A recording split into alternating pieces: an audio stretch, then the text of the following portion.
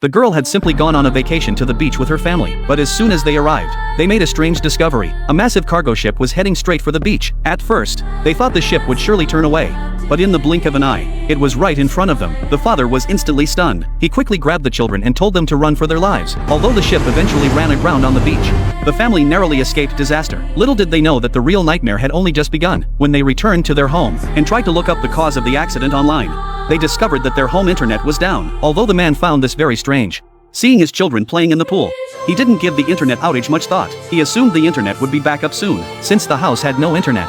The children went to bed early that night, while the couple sat in the living room, bored, playing with building blocks. But what they didn't expect was the sudden sound of someone knocking at the door. It was 11 p.m. and since it was their first night in this vacation town, they assumed the knocker must be a criminal. So Clay grabbed a stick, only to discover that the knockers were two black people. After talking with them, they learned that George was the owner of the villa. They had come all the way from the city, because the city had lost both internet and power, and their cell phones had completely lost signal. So they had come to this old house in the suburbs to take shelter. As a cool breeze began to blow outside, Clay had no choice but to invite the father and daughter inside. George, however, said they wanted to stay the night. Upon hearing this, Amanda refused on the spot, since they had already rented the villa, and she felt unsafe living with strangers. She said she would file a complaint against them. To their surprise, George didn't get angry at all. Instead, he pulled out a stack of cash and handed it to Clay. Just then, a commotion suddenly erupted from the TV. Only then did they realize George had been telling the truth. The entire country was currently experiencing internet and power outages, and so, the father and daughter were allowed to stay. However, they were assigned to the villa's basement. This gesture revealed that the couple were good people. As soon as dawn broke the next day, Amanda was woken up by her daughter. It turned out that day was the finale of Friends, but the TV at home still had no signal. So she hoped her dad would come up with a solution quickly, but Clay fiddled with it for ages without any success. Seeing his daughter getting increasingly frustrated, Clay had no choice but to head into town to find an internet technician. Little did he know that from that moment on, a series of eerie events would begin to unfold. As he drove toward the small town, he noticed not a single car on the road. It was as if everyone had vanished into thin air. Just as he was feeling a tinge of unease, a woman suddenly appeared ahead, waving at him. Clay intended to ask her for directions, but she lunged at him like a madwoman, babbling incessantly in an incomprehensible language, to avoid getting himself into trouble. A terrified Clay slammed on the gas and sped away. Meanwhile, due to the internet outage, George at the villa could no longer sit still. He drove alone to his friend's house, remembering that his friend had a satellite phone there. Perhaps the satellite phone could help him contact the outside world. When he arrived at his friend's house, however, he found it in complete disarray, as if it had been ransacked. Moreover, his friend wasn't home at the time. Fortunately, after a quick search, he was lucky enough to find the satellite phone. But just as he was about to dial for help, he discovered that the satellite phone had no signal either. To figure out exactly what had happened here, George walked straight to the back of the house and unexpectedly spotted a familiar watch on the beach. Curious, he walked over to pick it up, but the next second, he pulled out an arm instead. This startled him instantly. It wasn't until he turned around that he realized the beach was littered with bodies and plane wreckage. Clearly, a major plane crash had occurred here, but before he could recover from his panic, another plane was hurtling straight toward the beach.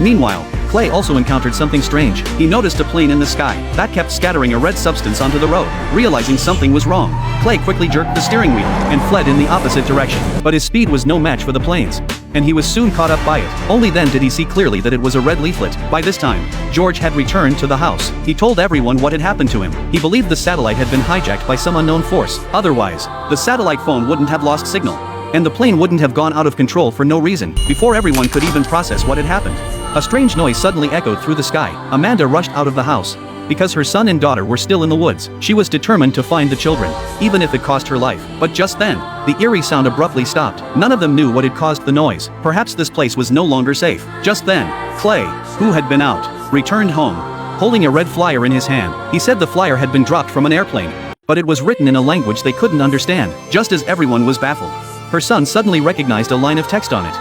Death to America. What? Death to America.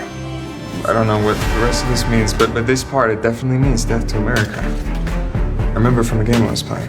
With no time to think, they had no choice but to pack their bags and prepare to flee. But unexpectedly, shortly after they left their home, they suddenly encountered a massive traffic jam. Amanda had intended to go check what was going on, but discovered there wasn't a single living soul in any of the cars. It wasn't until she saw the flyers inside the vehicles that she realized something was terribly wrong. Sure enough, when she looked up, another Tesla was barreling straight toward them. Amanda quickly ran to her car. These electric cars seemed to be following some kind of command.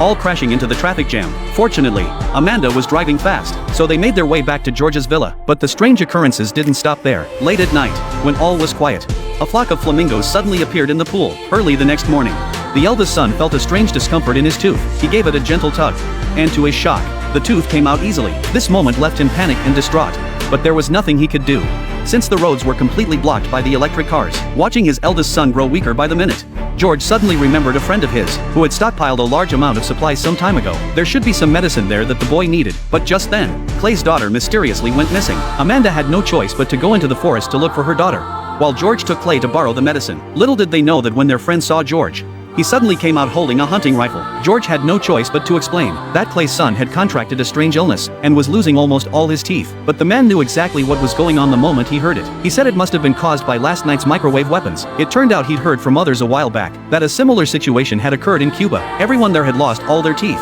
reportedly due to radiation from microwave weapons. George hoped his friend would lend them some medicine, but the friend didn't want to get involved at all. If the apocalypse really came, no one would survive. Hearing this, Clay quickly pulled out some cash, hoping the man would sell him some medicine, but his offer was flatly refused. No amount of money would help now. The man immediately raised his gun and ordered the two to leave. Seeing this, George also raised his pistol. Clay rushed forward to stop them. He explained that the roads out of town were already blocked.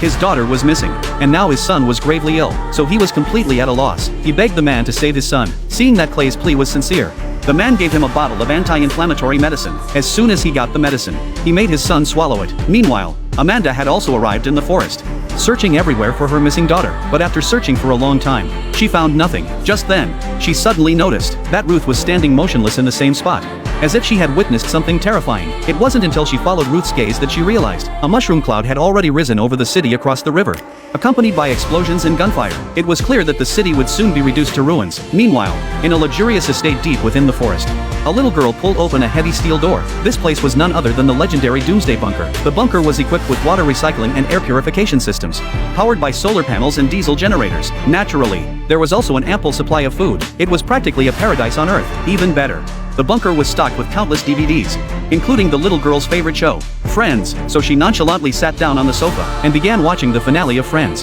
which she had been waiting to see. And with that, the film ends.